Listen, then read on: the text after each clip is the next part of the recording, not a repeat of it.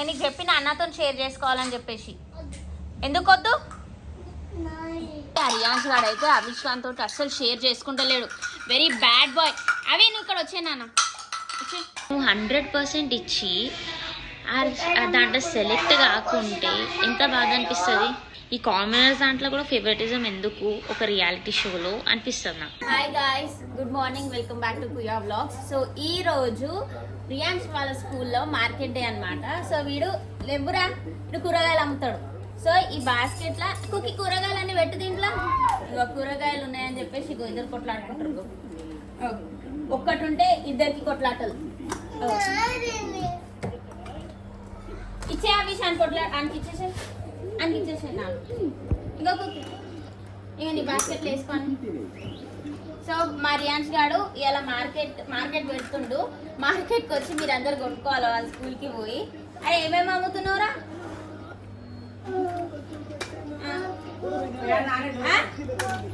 ఫ్రూట్సా? ఏమేం ఫ్రూట్స్ చెప్పు కుకి, ఏమేం ఫ్రూట్స్ చెప్పే చెప్పు ఇప్పుడు.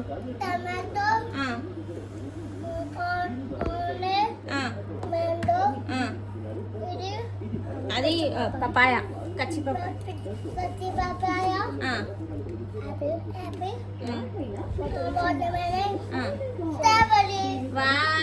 ఎవరికైనా ఫ్రూట్స్ కావాలంటే మరి వాళ్ళ షాప్కి వెళ్ళి కొనుక్కోండి, సరేనా? ఇంత చాక్ కూడా ఇస్తారంట ఫ్రీ. పిల్లలు కొట్లాడుకున్నాడు. ఎట్లా అమ్ముతావు చూపి, ఎట్లా అమ్ముతావు చూపి. ఎన్ని పైసలు అయ్యా? ఎన్ని పైసలు అది? ఈడ ఆపిల్ ఎన్ని పైసలు? 20 రూపీసా 2 రూపీసా? 2 రూపీసా పాటు.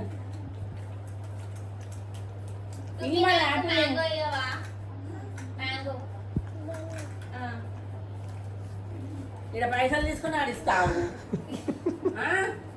పైసలు బాయ్. ఫ్రూట్స్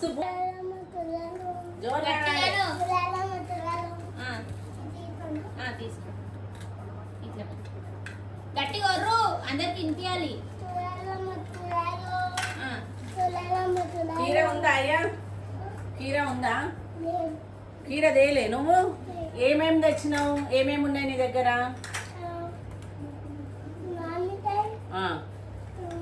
మ్యాంగో,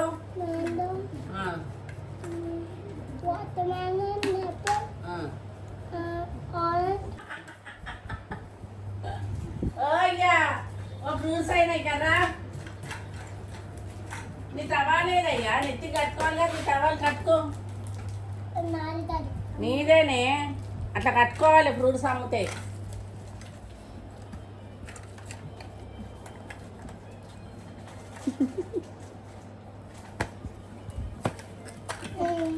టమాటాలు తేలే? ఎంత అది? ఏమన్నా వేసుకున్నా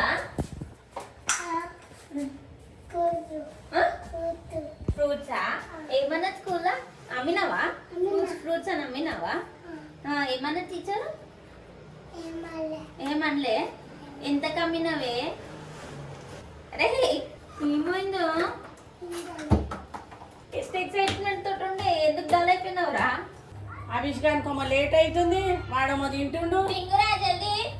ఆగే తినని బుక్క తినని, లేట్ అయితే అవుతుంది. మళ్ళీ ఏం చేశాను? ఇంత లేటా? వీనికైతేనేమో జల్దీ రమ్మంటాడు. అభిష్కాన్ని తోలుకొని రావాలి, లేట్ అవుతుంది. ఆ పిల్లగాడేమో అభిష్గాడు వాళ్ళ అన్నం తోలుకరానికి ఆడు పోవాలని ఉంటుంది దానికి అని తింటుండు, లేట్ అవుతుంది. రియాన్స్, నేను నీకు చెప్పిన అన్నతో షేర్ చేసుకోవాలని చెప్పేసి. ఎందుకు వద్దు? ఏంది? అవును, నేను తెప్పించిన. ఎందుకు ఇవ్వవు? షేరింగ్ చేసుకోవాలి కదా. ఆడు పాప ఫ్రీ. అవిష్ లోపలికి రా నాన్న, లోపలికి రా, లోపలికి రా. నువ్వు కూర్చో, ఆడుకో. నువ్వు కూడా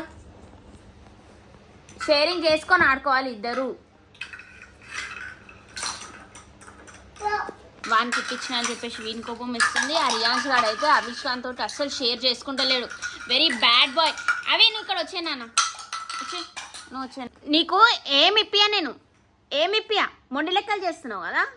ఏమి ఇప్పని అదంతా ఏరు బాస్కెట్లో ఏరుతావా లే తీసుకురావాల బెల్టు తీ ఏరు బాస్కెట్లే.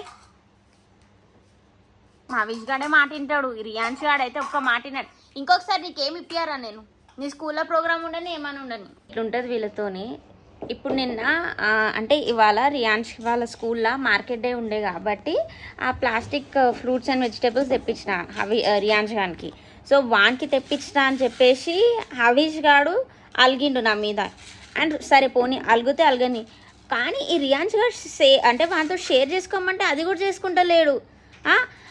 అవిష్ ఖాన్కి ఇప్పిస్తేనేమో రియాన్స్ ఖాన్ కోపం వస్తుంది, రియాన్స్ ఖాన్కి ఇప్పిస్తేనేమో అవిష్ ఖాన్ కోపం వస్తుంది. కానీ ఇద్దరు ఎట్లా అంటే ఒకరికొకరు టాయ్స్ అస్సలు షేర్ చేసుకోరు. వీడే ఆడుతా అంటాడు, వాడే ఆడుతా అంటారు. కానీ ఏమైనా కొంటే ఇద్దరికి రెండు కొనాలి. నేను ఒక్కటే కొన్నా కాబట్టి ఇప్పుడు కొట్లాటలు. ఆ రియాన్స్ గాడు అయితే కొంచెం కూడా షేర్ చేసుకుంటూ లేడు. అవిష్ గాడు అనే చెప్తే తింటాడు, బ్యాడ్ బాయ్ అవుతుంటాడు, బ్యాడ్ బాయ్.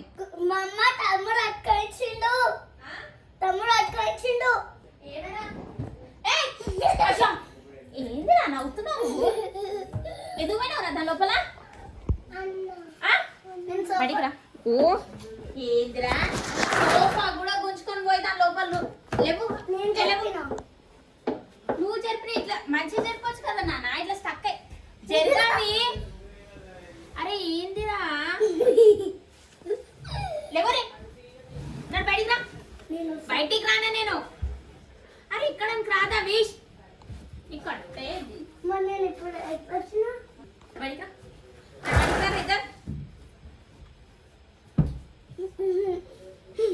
ఏం పిల్లలు రానిదే, బయటికి రా. బయటికి రా. రారా దా. అవు ఈ సోఫా జరిపినా కూడా నడు.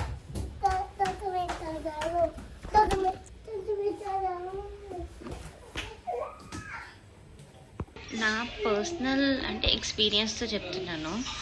ఏంటంటే ఒక పర్సన్ అంటే నువ్వు సోషల్ మీడియాలో ఉన్నావు, సోషల్ మీడియాలో ఒక మంచి పేరు తెచ్చుకొని ఒక రియాలిటీ షోలో పార్టిసిపేట్ చేసి దాంట్లో నీ పర్ఫార్మెన్స్ మంచిగా ఇచ్చినావు అంటే నీ 100% ఇచ్చినావు నీ పర్ఫార్మెన్స్. నువ్వు ఎక్స్పెక్ట్ ఏం చేస్తావు? 100% పర్ఫార్మెన్స్ ఇస్తే ఆబ్వియస్లీ నువ్వు సెలెక్ట్ అవుతావు అని చెప్పేసి నాకు ఒక కాన్ఫిడెన్స్ ఉంటుంది. ఓకే, దాని తర్వాత మాకు అంటే ఇప్పుడు వినయ్ ఎట్లా ఇచ్చినావు, వినయ్ నీ రౌండ్ ఎట్లా ఇచ్చినావు అంటే ఆబ్వియస్లీ మంచిగా ఇచ్చినా అని చెప్పేసి అంటే ఒక పర్సన్కి హ్యాపీ ఉంటుంది. అంటే మా ఫ్యామిలీలో మొత్తం హ్యాపీ ఉండే, ఓ వినయ్ మంచిగా ఇచ్చిండు కదా పక్కా సెలెక్ట్ అవుతాడు అని చెప్పేసి ఒక పాజిటివ్ ఒపీనియన్ ఉండే. కానీ వినయ్ ఒకవేళ నేను మంచిగా వేయలేదు అని చెప్పేసి అంటే మాకు ఆ హోప్స్ ఇచ్చేస్తుండే మేము.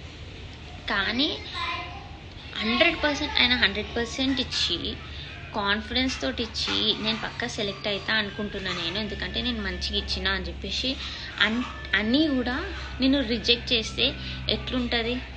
ఆయన చెప్తుంటే నాకు ఒకటి ఏమర్థమవుతుందంటే నీ ఎవరైతే అంటే నీ గ్రూప్ డిస్కషన్లో నీతో ఉండేవాళ్ళు అందరు నీకన్నా టాప్ పర్ఫార్మెన్స్ చేసిర్రా అని చెప్పేసి అంటే లేదు. కానీ ఆయన గ్రూప్లో ఉండేటోళ్ళే వాళ్ళ గ్రూప్ నుంచి ఒక 2-3 సెలెక్ట్ అయ్యారంట. అది కూడా వాళ్ళు అండర్ పర్ఫార్మర్స్ అంట. అంటే under performance in the sense ఈయనకంటే తక్కువ పర్ఫార్మ్ చేసిర్రంట. సో మీకు ఎంత బాధ అనిపిస్తుంది చెప్పండి? నువ్వు 100% ఇచ్చి దాంట్లో సెలెక్ట్ కాకుంటే ఎంత బాధ అనిపిస్తుంది? నేను ప్రూవ్ చేయడానికి ఏం లేదు, నా హస్బెండే గొప్ప అని చెప్పేసి ప్రూవ్ చేయడానికి నేనేం ట్రై చేస్తలేను. నేను ఏం చెప్తున్నా అంటే నువ్వు ఒక షో నడిపిస్తుంటే why don't you be fair in selecting the candidates? అంటే ఒక ఫేర్ ఒపీనియన్ ఇస్తే ఇప్పుడు ఒకవేళ ఇట్లా మా ముఖాల్లో రిజెక్షన్ మెయిల్ పంపించేసి ఊకుంటే చాలా, on what point you have rejected అనే రీజన్ కూడా పెట్టాలి కదా అని చెప్పేసి అంటాం.